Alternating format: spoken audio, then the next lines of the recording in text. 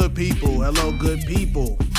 You are tuned into At the Whistle with Darius, Mr. Onyx Media Group. Baron, we got Harold, Ace Boogie, Dawson. Ace Boogie. Boogie. Ace Boogie. So, Kambui, did you know that his brother goes by Mitch? Yeah. So like Ace Boogie and Mitch? Yeah. No. Like, okay. Oh, yeah. First of all, I didn't even know that Ace had siblings. Like, he was just like, oh yeah, that's my sister. I'm like, what? Like, okay. Shout out Haven and Harrington, man. Love. Yeah. So we are in the month of October, late October, and we finally starting to feel that fall weather down here. And it just feels so homey for us Northerners. You know, it's like 53 degrees outside. You know, I got on my little hoodie. You could breathe. You know, you just take a deep breath and just taste the air. It just feels so good outside. Well, what? On me. I mean, yeah, you can't relate, Kambui, because you a Southerner. It's horrible. What? You a hater, bro. You breathe better. Right, yeah. On top of that, yeah, you got the comfort food, the chili, you know what I'm saying, soup, all of that good stuff. So we gonna dive right into it today. It does. Bradley Beal, he re-signs with the Washington Wizards to a 2-year, $72 million deal. This is coming after the trade. Him and John Wall were put on a trading block last year, right? Yeah. And I was one of the ones that said that the Wizards should just trade both of them. Yeah. Not saying that they can't provide. It's just that they can't produce together. I won't even say that they can't produce together. I don't think the Wizards was able to put a solid team around them. Yeah. Besides John Wall and Bradley Beal, who else did they have? Paul Pierce? Yes. Dwight Howard? Trevor Ariza played for them? He did. Exactly my point. So what does this mean now that they just resigned him for all his money? Well, what this means is the Washington Wizards has decided to build around Bradley Beal as a player. I was one of the main people who thought last year, if you're going to keep one of the two, keep Beal, because his play style is conducive for success in the NBA today. He can score at all three levels. He's developed into a very underrated playmaker.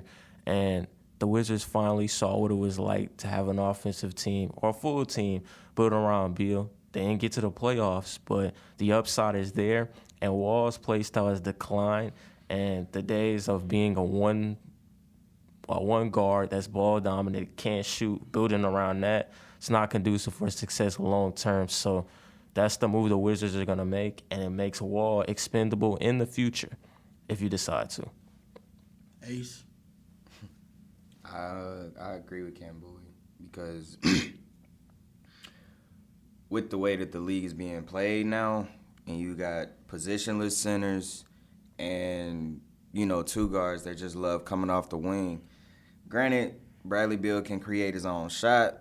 Bradley Beal can play make. I really don't see that much of a difference between him and John Wall, and John Wall is injury prone now. So, I mean, it makes him, like Kambui said, more expendable. So I'd rather build around somebody that's been solid for us. Granted, he has some injuries too, but he's seen more of the floor than John Wall had. And it helps that both of these backcourt mates, they want to be in D.C., a city and a franchise that hasn't had a lot of good basketball success. So that's very important to have your two all-star players, even through the rough years that they have, are willing to commit and put their money where their mouth is in this city. It's just going to come down to, does this franchise want to keep both of them, or from a money and economical and health sake, they'll be like, let's keep Beal, let's shop Wall for some type of young talent, and let's just go from there. So what exactly does this mean for the Wizards? Like, does this mean that they poised for playoff runs or a possible finals run? Like, because I honestly don't see them pulling off any big talent within the next couple years to complement Bradley Beal. Like, if you had your pick of the litter, who would you put around Bradley Beal? Two players that you would put around Bradley Beal for a for a playoff run or a finals run? One, if I could, just anybody or a logical free agent. Logical free agent. You know, the Wizards' problem has always been the small forward spot. They drafted Otto Porter. It's fair to say, probably was a bust. He didn't live up to the expectations there. He can develop into something later on, but in DC, it didn't happen. So probably getting an all-star level small forward on that team could help them take it to the next level. Here's the problem, though. Getting all-star small forwards in this league, dime a dozen. If you don't draft one, you're banking on free agency, and who's going to come to D.C.? Durant's from there, and he was like, there's no way I'm going to play in D.C. at the pro level, because he felt like it was time to, put his legacy in other cities, because he did his time in D.C. So that wing spot has always been a big weakness for the Wizards, and if you want to keep Wall and Beal, that's a spot you're going to have to rectify. Now, they got Rui Hachimura in the draft. I really liked him coming out of Gonzaga. Maybe he can develop into something. But even if he does, in a 3 or 4 year span, Wall's going to be like in his 30s. Beal's going to be like in his 30s. So I don't know if by that time they'll be able to take it to the next level. To answer your question, I will put somebody like Jimmy. Right. Jimmy and Bradley Beal?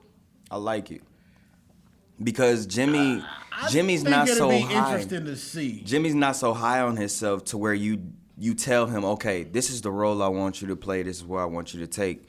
Jimmy's gonna do what the team needs him to do versus what his ego, quote unquote, because he really don't have one. So, He just know what he works. Exactly. So if I want you to be defensive and be a second scoring option, so be it. I feel like that would be perfect because I feel like that's the Trailblazers' problem. Is a strong wing spot. All right. I don't know. Okay, what you were saying about the wing spot. Yeah. Otto Porter, did he show his worth? For his draft spot, probably not. But at the same time, when he was drafted to the Wizards was Fairly a decent. great team in the East. Were they? I mean, he was picked in the top 5, so they weren't that good when they what took year? him. What year exactly was he? It was in the 2010 era, 12. Right. So this is around the time when it was. They were up there with the Chicago Bulls, bro. They weren't even missing a playoff appearance. They was always like a top 4, top 5 seed in the East. Right, but they overdrafted on Otto so bad that I think a few years later they took Kelly Oubre and they played the same position. So, speaking of the wing spot, sidebar, Chicago legend Luol Deng gets signed to a 1-day so he can retire as a Bull. Now, if you are not a Bulls fan and you don't feel like this is important, you can fight me, all right? I felt the same way about Kirk Hinrich. I love Kirk, love Dang, Noah, Taj Gibson, Derrick Rose, everybody except C.J. Miles from that era. You hear? I mean, not C.J. Watson. C.J. Watson, yeah. But Chicago legend? Legend? Yeah. He's a Bulls legend, bro. He played for one of the some of the greatest Bulls teams. He played for the 62-20 Bulls, Thibodeau roster, bro. Derrick Rose gets a lot of love because he was the best player on the team. But that Bulls team had several very important glue guys. Luol Deng was one of them. Very great, very good, very solid two-way player. And he got stuff done for the Bulls when they needed to, which propelled them to be serious playoff contenders at that time. So for him to get the respect and the accolades and the praise that he gets to get that 1-year deal for the Bulls, it's righteous. He deserves it. He's one of the more leaders and glue guys at that time, Thibodeau Bulls era. So major ups to him. Hope he has a great retirement. But I noticed that a lot of people try to discredit Luol Deng. He couldn't do this. He only worked because of the team. Honestly, Luol Deng was a defensive guy. Yeah. He could shoot threes. He could drive. He could score, right? Right. You tell me any one of them teams during that era, Luol Deng could have went to and provided. It don't matter if we talking about the Heat. It don't matter if we talking about the Wizards, Bulls, Lakers. He could have went anywhere and still been a By great the way, player. you know the Lakers still paying this man? Hey, Some get that check. Lakers. I mean, Yeah. So I just wanted to mention that, sidebar. We still love you, General Dang. We still love you. I'ma let But you anyway, back to Bradley Beal though. So you say in 2 years he'll be eligible for this. What is that? That would be a supermax, right? Like, 266, yeah. he'll be the highest paid NBA player ever. it seemed like every year we getting the highest paid NBA. First it was Mike Conley. Yeah. Then it was it James Harden? James Harden. Then it was Westbrook. Then it was Curry. I'm happy for these guys, but I have to agree with LeBron. Like, why is there a max on what you can play players, or what you can pay players?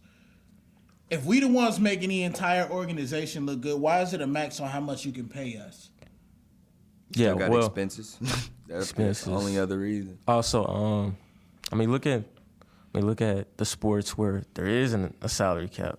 So, Okay, so since we're talking about maxes and salary caps and everything like that, Right. let me ask y'all this about the NBA specifically. So is the game as entertaining as you would like, or do you feel like everything that they do now is to attract money? And what I mean by that is now you got guys scoring 40, 50, 60 a night, and nobody thinks twice of it. I feel like it's a 50-50 split. that's 50-50.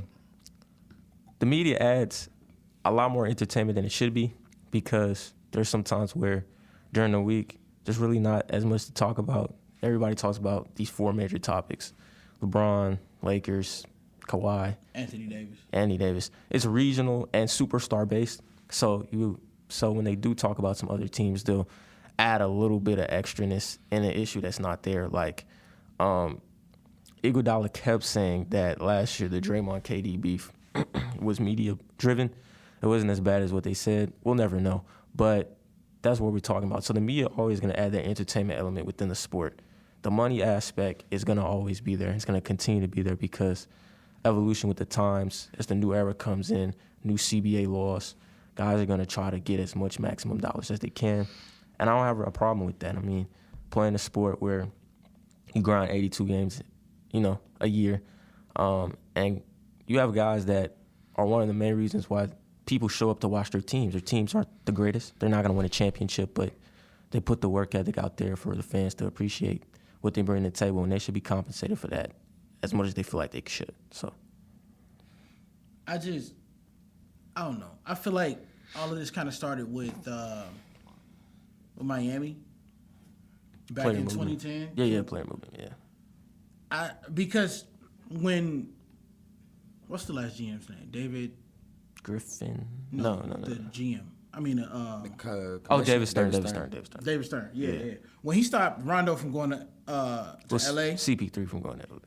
Yeah. You know what I'm saying, right? Yeah, right. My fault. When he stopped CP3 from going to LA, but he allowed LeBron to go and Chris Bosh to go to, I feel like then you put all of the money in one pot. Right. You made them the superstar. You made them the focus of the league. This and that. And we can't credit them with starting the super team era, but now that we've seen the super team era for years and years, we've seen Golden State versus LeBron James and the Cleveland Cavaliers for how many years? Too many. Before that, we seen Miami Heat versus the Spurs for what? 2 years straight. Yeah. Before that, it was Miami Heat versus Dallas, Miami Heat versus OKC.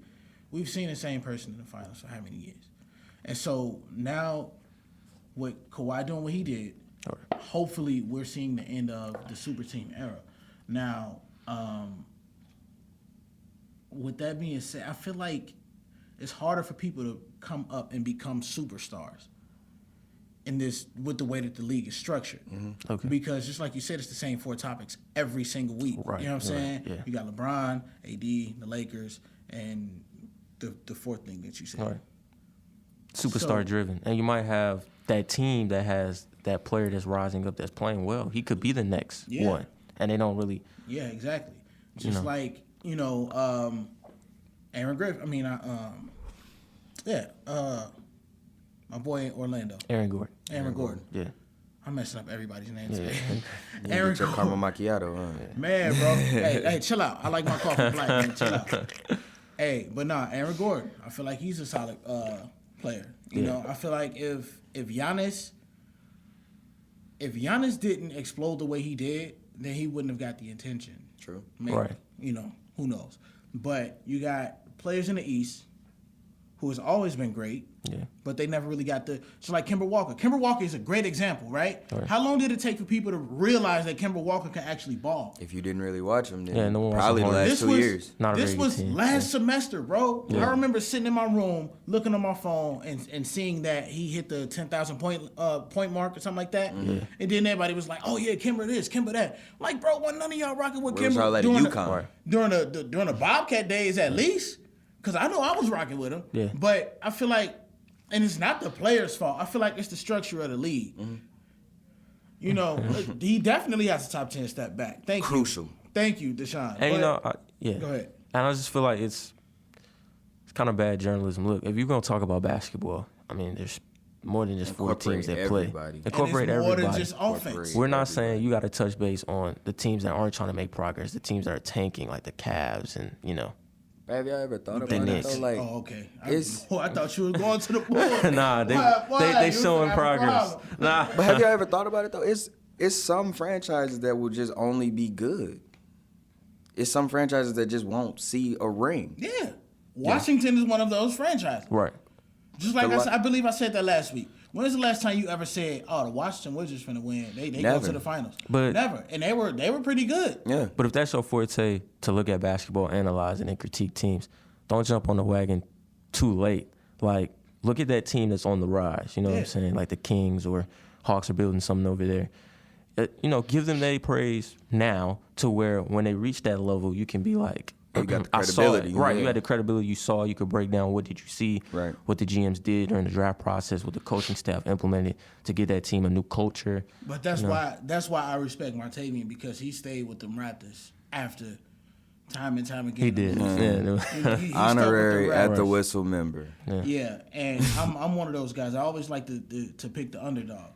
The reason why I hated Toronto so much is because I rooted for them time and time again to get LeBron out of the finals. And they did. And they failed every single time. Well, we got some hot takes of how I feel about we Toronto. definitely got hot takes. But I'm one of those guys. Even when I play 2K, I never use Golden State. I never use any LeBron-led team. I never ever use superstar teams. Right. Why? Because I find the grind more fun. Exactly. Like, I used to love watching Memphis Grizzlies. You know, when Mike Conley and Tony Allen. It was fun because that grind nose defense, they had to fight for every single win that they had. And there was no, Mike Conley, great, but it was no clear-cut superstar. Right. Like, it was a team effort. It was a well-balanced team. Exactly. So, Yeah, it was like that around the league a lot. You know, even when you look at the Knicks, Carmelo was the superstar, but at the same time, you still had Tyson Chandler, J.R. Smith, Amari Stoudemire. You had Baron Davis coming off the bench before he got Lin hit. too. Yeah. Yeah. Right. So, I don't know. I just feel like on top of all of that, the entertainment and the money aspect is why we see a lack of defense now too. Mm-hmm. Because some guys are just good. Some guys are just that good where they can score 30, 40 a night, even on tough competitors. Right. Yeah. But I'm not sold on James Harden and Steph, and them just going. I gotta see both sides of the ball. Yeah, I gotta see it. Yeah. We've been there several times, so I'm not gonna be redundant by saying tough defense would somewhat negate their offense. But anyway, so Kambua, you were telling me that Zion has a knee surgery, or not knee surgery, but had a knee injury. Talked to some individual doctors the past few days. At first, I thought it was the Pelicans, resting him towards the end of the preseason to get him ready. Not really, regular season, but it's legit. Look, man, he's proven in the preseason that same play style for now in the first 2 years in the league is going to be effective. Because it's not a lot of guys have film on him. I mean, you know how athletic he is, but you don't really see how athletic he is till you're on the floor, until he's, jumping over you or overpowering you. But the knee aspect, him not being able to have that sustained knee, structure, that just comes down to weight. He's going to have to get in the gym, and he's going to have to lose it. He's going to go on some dietary plans. The team, the coaching staff, they're going to have to be on him to lose it so he can be the best player that he can be because, not having your knees this early in your career and the basis of your game is being athletic, that's a huge loss. So, you know what's funny about all of this?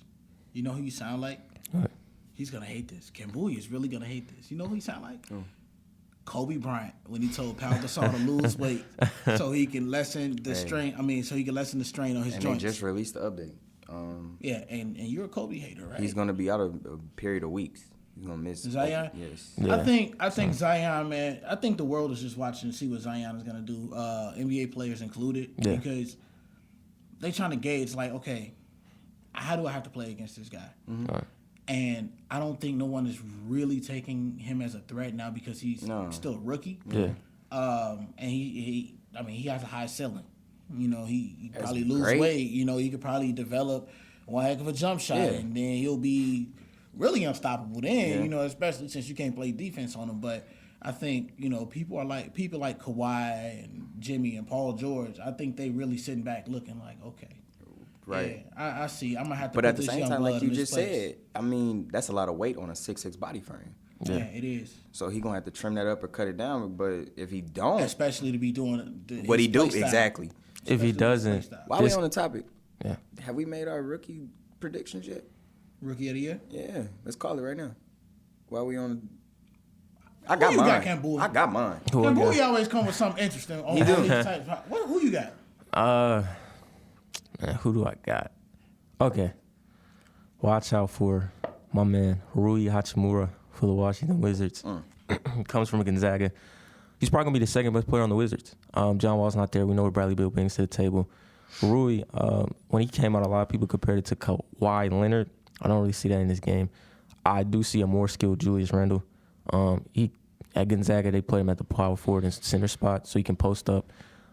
He's got a nice handle. He can face up, he can take you off the bounce. Long hands, very underrated playmaker, and his upside defensively is immense.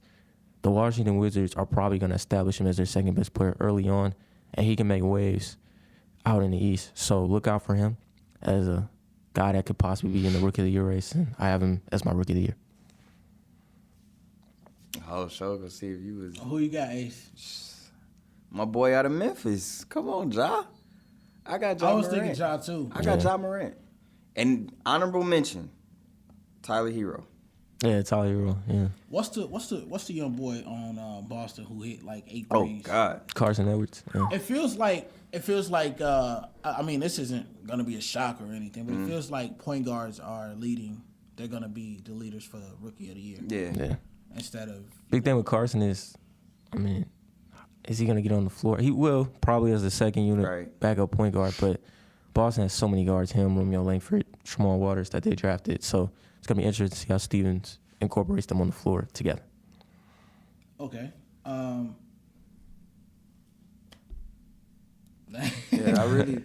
I was just thinking, DeAndre Ayton. You called it when we were talking about rookies last year. You called DeAndre Ayton. I really wasn't even paying this guy's game no attention, but apparently he became one of the go-to guys for The Suns. For Phoenix. So, what do you see his game going from now? Do you see it? Does he still have a high ceiling or? Biggest knock on him coming out of Arizona was defensive intensity, consistency. He's got to work a little bit better on that, but from a skills standpoint, offensively, he can score on the block very well. He's got a nice mid-range jump shot, and I think eventually he's going to be able to stretch that beyond the arc. That would be huge. Big thing for the Suns is culture, not just about Ayton, but around that team. They got Monty Williams. They got some new general manager guys up top. What are they going to build? And with the young guys that they have, are they going to develop them into being what they need to be? How long had the Suns been building? Forever. Since Charles Barkley? And it starts with Devin Booker, he's your best player. I'm not a Devin Booker fan at all. I really think he's overrated, but he's their best player. I don't think that he's overrated. I just think that his role is misunderstood. I mean, his role is his role. He can score the basketball. Can he defend? But No. by what I'm saying by Can he that, play make? by that No. is like I mean, his role is misunderstood by he needs another point guard. He's a scorer. he Well, does. they just got Ricky tried to put Rubio. him They exactly. do, People right. tried to put him out there At to the be point, a and playmaker, and he's not. not that. However, he's a scorer. You don't have to be a PG to be a playmaker. You got to play make better That's- than what that's you're not what I'm doing. saying. I know Yeah. exactly. So I've been hearing when he was scoring all these points, Kobe Bryant. As much flack as Kobe Bryant gets as not being a playmaker, he will play make at a better age than Booker has right now. And I just don't see that upside. He's not defending anyone. Well, I mean, So- if he's a scoring guard, then what's the problem with him not being able to play make well? Well, listen, when you're that great of a scorer, you're going to get bracket defenses. You're going to get the double teams. Being able to utilize that to play make and create for others, sometimes that being your biggest strength doesn't mean you have to just go that route all the time. Your ability to score the basketball in some possessions can allow other people to get better looks. So on a half-court set, if you're trying to get to the basket and everybody contracts, somebody's going to be open, make the requisite kick out, Let me ask you all this. that Okay. stuff. So, Wait If a you minute. play for the Suns all right. and you got that roster, what you gonna do? Roster of Booker, Ayton, what's that dude, Bridges? Yeah, Mikal Bridges. Man, that team really is not, it's not that bad. That's the problem. I don't know what they're doing out there. I mean, you have to be able to develop these young cats. And if Booker hasn't improved as a playmaker, if Ayton, you're not teaching him the defensive fundamentals at that size so he can protect the rim better. I mean, they had that young cat over there from overseas, and he was just implementing any type of lineups, and it was just like, Can't boo it. you know, You can't boo it, what? bro. We talking about a scoring guard. The man dropped what? 70. 70? But is he When making anyone better? Is he playing defense? Is he playmaking? Listen, what did that Kobe meme that y'all shared the other day? It said, what happens if your teammate is open, but you not? You look at them. Kobe says you look at them in their eyes. And Oh, then that was you the shoot Kawhi. the That was the test. Kawhi and Kobe picture. Yeah. But them dudes aren't that bad. That's what I'm saying. You have DeAndre Ayton. Apparently. You have Mikal Bridges. And then on top of that, Devin Booker scored 70 on Boston. This didn't is he? like Kobe with Smush, Kwame Brown, and Chris Mim, and all the rest. This is what this is. It's not. And it goes back to my assessment on the Suns coaching staff. They got to be able to tell Booker, look, man, we're building a young core around here. You got to trust your teammates. And you don't have to do everything for us to be successful. Hold on. If I'm not mistaken, Monty Williams is the guy that took the Pelicans to the playoffs, right? Yeah. Didn't the Pelicans play through Anthony Davis, exclusively through Anthony Davis? Because Anthony Davis was all they had. You have him and DeAndre Ayton, who has an immense upside. You giving DeAndre Ayton too much credit. The Pelicans also had Drew Holiday. DeAndre Ayton did. get too much credit right now. Well, y'all giving too much credit to Booker. Look, I just don't see what The Booker man is a brings. bucket. He's a bucket. a walking bucket. But what else is he So let giving me ask you you this. on the floor? Let me ask you this. If Right. Devin Booker was placed on another team, say Philly or Milwaukee, are they winning the championship? Yes. Philly or Milwaukee, are they winning a championship? If you put Devin Booker in Los Angeles with LeBron, Ring us. are they going to the finals? Ring us. But guess what? That's my point. He's not a franchise player. That's the assessment I'm trying to get to. But We what just if said that's the same all that thing they can then. get right That's now? my point. You know what I'm saying? Like y'all arguing about, well, he can I'm play. I just know he's a saying. talented player, but the Suns have established him as being their guy. And my response to that is he's not That's all that they got guy. right now. That's not all they have. Like, Well, I mean, of course, yeah, they have DeAndre. You have No Ayton. disrespect to Ayton. and they got solid young pieces around I mean, him. Ayton still got time to grow. He does, But right. Right now, you have Devin Booker. So if So I'm does Devin Booker finish his career with the Suns? no. No, he does. No. He does? No. No, he does. No. Devin Booker has a lot of untapped potential. Okay, he's a bucket. He could be a better playmaker. I'm not saying he could be a lockdown defender, but exert some type of energy never on that end. So if you were the So- GM for the Suns, what would be your move right now? What would be my move? All right, play this year out with Monty to see if with that core we have of Booker, Ayton, who was it they drafted? They drafted this guy named Colin Johnson from North Carolina. He could shoot the basketball. Wasn't a huge purporter of that pick. But let's see what that young talent can do. If they don't win at least 30 games, you got to blow it up. You know what I'm saying? Choose Booker or Ayton. Obviously going to choose Ayton because he's younger, higher upside. You see what Booker has been able to give to you for the last 5 years. Whole ton of points, not a lot of wins. Part of it's not on him, but part of it is. He could improve as a player, get a little better. So you do that, shot Booker, you're going to get a ton of young assets, picks, younger guys that can come in and probably will be way better glue guys that can take the Suns over the top than the flashy player that Booker is. And then you just go from there. Riddle me this. Oh, good. Go ahead. Riddle me this. So, let's just say if you are the GM. All right. Could it be that the Suns, because right now he's their predominant, that's their ball handler and their scorer. Yeah. Well, ball handle, that's the issue. But yeah. It's about the same. Okay, you looking at it from an aspect of, look, this is what I meant by his role is misunderstood. Right. We look at it, we know he's not a playmaker. He's not that. He's not. Thankfully, they just picked up Ricky Rubio. Right. Good pickup. Now, imagine if you had incorporated a 1-2 punch, a strong point guard to move the ball with Devin Booker. Somebody like Chris Paul. Exactly. Something like that. That will work. Now, nobody's looking at Devin Booker to be a playmaker because that's not his game. Yeah. That's the problem. They don't have a facilitator. Right. They also don't have any vets. Exactly. No vets. No. They tried Ariza last year. It didn't really make things better. Which is that brings me to what I was about to ask you next is when it comes to this rebuilding stage, the first thing everybody says is you need young players, you need young players.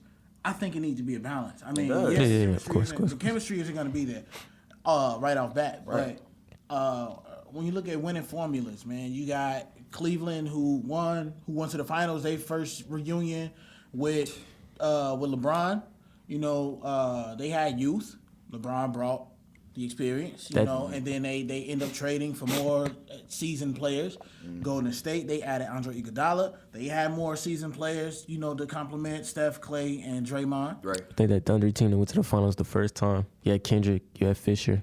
You had younger guys on the team. I will forever stand by what I said. If that team does not leave, that next year they coming back to win. Yeah, I mean. Oh, yeah, definitely. Yeah. They coming back Nobody had an answer from out west. Miami lucked up because Harden disappeared. Mm-hmm. You know what I'm saying? So, For basically.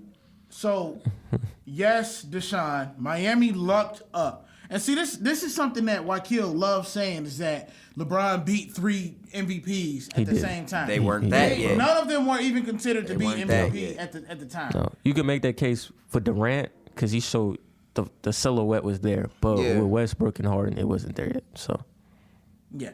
Anyway, so where does Phoenix go? Where does Sacramento go? You said that Sacramento was on up and up. Well, now Bradley, Buddy Hill, give me my money. You know what I'm saying? Gave him a 4-year, $90 million. He's like, disrespect. What Who have you comes to done? Sacramento? But What have you done? Who is Buddy Hill? What have you done? The guy that got drafted to the Pelicans, right? What have you done? But Got traded, right? But look, here's his thing though. Here's his thing. He probably looking at Jaylen Brown, what he got. But 4 years. They seen the playoffs. Jaylen Brown almost seen the finals. Let me get to that point. And he's like, man, Brown's, last year in the league. Like, this league is about, everything in sports is about what have you done for me lately. Brown's last season wasn't that good. I'm personally, he was inconsistent, he was erratic. Bill's like, not Bill. Hill's like, I'm coming off a career year, averaged 20 points, shot 42% from 3. He can make the case, I'm the best player on this team. So if make that case? You can, but Fox is closing in, man. He's finna be the best player. And then after that, Bagley finna be the best player. So, if I'm the Kings, look, man, Buddy and Fox, man, they float real nice. Give them $100 million, and you'll reap the rewards after the fact. If you get to where I think they could go to in the future, then nobody's going to remember about when you overpriced Hill at that moment. They just going to remember, man, the Kings playoffs. One year gets you $100 million. He's shown progression throughout his career, though. I guess I'll just be a hard GM because 1 year gets you first $100 of all, million. can I get a playoff appearance? Can I get something? Listen, and you the best player on this team. Can you lead us somewhere? Man, look, and I ain't trying to hear nothing about that being the West. In all sports, what?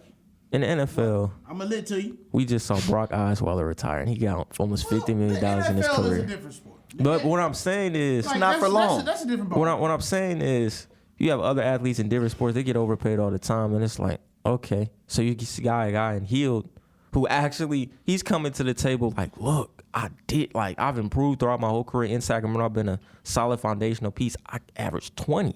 You know what I'm saying? It was one of the top 10 3-point shooters in the league. So, Ace, what jersey number does Buddy Hield wear? 24. Can you say that with certainty? Mm-hmm. You know what I'm saying? yeah, it's 24. No, it's 24. It's 24. Thing is, man, look, ain't nobody checking for Buddy Hield. Maybe Sacramento fans, yeah, maybe. Yeah. But averaging 20 as in this league, what did he have to compliment that? How many assists did he, rebound? Yeah, but he don't pass the ball, Brad. Like 0.5 assists per game. Oh, so it's okay for him to not pass the But ball. Devin Booker, and they Devin losing. Booker, and you saying giving this man $100 million. Bro, first of all, And they down there with Devin Booker. Devin Booker is the franchise player. Buddy Hield isn't. You just say he's the best player on the team. Who's the franchise player in Sacramento? Do they have one? Yeah, I mean, Fox is on his way. We don't know yet, but it looks like Fox is finna be the franchise player. He is. I mean, just because you're the best player on the team right now don't make you the franchise player. Okay, but that means you're the guy. Like, okay. You just say you hate Devin Booker. I There don't it hate is. Devin Booker. You hate Kobe Bryant. Because don't. Devin Booker's favorite player is Kobe and... No. I do not appreciate this Kobe praise Bryant. that Devin Booker is getting. Comparing him to Kobe Bryant, what has he done? What has he done? I mean, you don't like nothing Kobe anyway. And did they win that game? No, they did not. They lost to Boston. What I'm saying is they're giving these guys these comps, and it's like, get out of the lottery. And they haven't. And he is the piece that they're giving the Suns fans, like, he's our best player. Do something for me. I know you can score. Be a better facilitator. Be a more active defender on that end. Let me ask you this. Do something We for just me. established he's not a facilitator. Wait a minute. If he was, if Devin Booker was to average 30 a game, Okay. say 13 assists, Right. 5-6 rebounds, Right. are they leaving the lottery? Exactly. No, hold on. If he's averaging that, man, they're winning like 30 games. My point is, Are they leaving the lottery? they're probably not leaving the lottery yet. Okay, so why you hate this man, bro? Bro, they haven't won 30 games in like 3 years, and he's their best player. And Ace, I get where you coming When's the from. last time He's Sacramento won not. 30 games? Shit, they won 40 games like last year. So they did. Did Yeah. they? Yeah. I'm gonna have to check on that. Yeah, they won 40 games last year. Yeah. Fact check that for me, Ace. And that's what I'm saying. The Kings are building something out there. But the Kings also had a better team, though. They also had a more rounded team. That team, in my opinion, they're equal. The difference is the Kings are building something. That is the key. They're building something. They know where they are. So I don't know, dog. I don't know if I could agree with you on that. But so I would like to give Michael Jordan his props. Because a lot of people like to criticize Michael Jordan on what he does off the court, like, oh, he's investing, he's investing in prisons. First of all, that wasn't him. Okay, it was a completely different guy. But anyway, okay. People loved. I don't know what it is about people that like to try to tell you how to spend your money. Okay. But Michael Jordan is opening 2 health clinics in Charlotte that'll serve underprivileged citizens, which is a euphemism for poor folk, right? Poor folk, poor folk. But anyway, one of them just opened, and the report says that according to NBA.com, Jordan was actually in tears, as at the grand opening, because this is something that not only him but his family has helped put together. So I will say that what we were talking about earlier with the players getting a new max, super max, this is opening a lot of opportunities for the communities in which these players come from. Yeah. Michael Jordan is he was born in Charlotte. I mean, he was born in North Carolina, right? Yeah, right. Born in Brooklyn. No. He's born He's from Brooklyn. He's from Brooklyn. Okay, well, yeah, maybe he is. Okay, well, either way, he has connections in North Carolina. Yeah. And for him to do something like this, you got our legends becoming team owners. Right. You got people like even our entertainers like Jay-Z. Yeah. He was able to help the Nets come to Brooklyn, creating several jobs in the city of Brooklyn. And this has opened up a whole new thing for just everyone in need, because now we don't have to worry about the other side Right. Yeah. giving us stuff. Right. And that's huge. Michael Jordan will never be like an activist, but I think the next best thing he can He be loves is his money too much. right. But I always feel like once you get to that millionaire, billionaire echelon, man, the days of being an activist are over because that's messing with your money. But I do feel like Unless you're LeBron. I've seen LeBron, but not top for another day. But he, that's the best thing all black people can do. When we get to where we want to get to, and we had the requisite conversation to be able to give back, we should, because nobody else gonna give back to our community but ourselves. Right. And You so, know what the community was like when you was part of it. in this society, we know what racism brings to the table for us every day. The next best thing we can give to the youth is to tell them, look, I've been able to make it in this world, and the big thing I've been able to do is have something for me that showcases that I can get to where I need to go, whether it be education, a talent, a skill, a gift. All that's important. And for a guy like him to be able to put money, in a community where nobody looking for us, only people looking for us is ourselves. A health clinic at that. Right. That's You know what I'm huge. saying? That's really huge. Wellness is important. It's up there with education as well. If you're not healthy enough to be able to go out and do what you need to do, then what we talking about over here? So that's the biggest important thing for black people in general. So I'm always gonna be for that. So I appreciate that. Hey, you got any kind words about Mr. Jordan? Mr. GOAT? Yeah. Oh, wait. See, what we not gonna do is y'all put me on the spotlight. Ace came in here with a caramel frappe macchiato thingy with extra whipped cream and sprinkles on it this morning. He just finished it up. See, here's the difference between me and Darius, though, before I give my take on Jordan. I own mine. I sure did walk in here with... I own mine. I walked in here with a caramel macchiato and a blueberry muffin, and it was delicious. Hey. I don't drink my coffee black. I like a little flavor.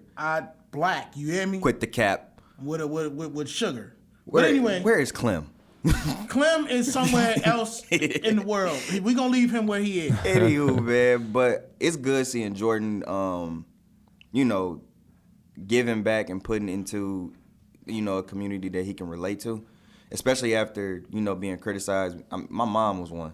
I don't see why you buy all these shoes and he put money in the prisons and whatever. And the take on that, we know. Air Force Ones every 3 months. You hear me? True. Everybody So I mean, and then seeing the addition that he put into a community, like you guys said, wellness is up there with education and wealth and all that. So health is wealth. Yeah, it is. And for him to do that, I commend him. Yeah. I got nothing bad for him.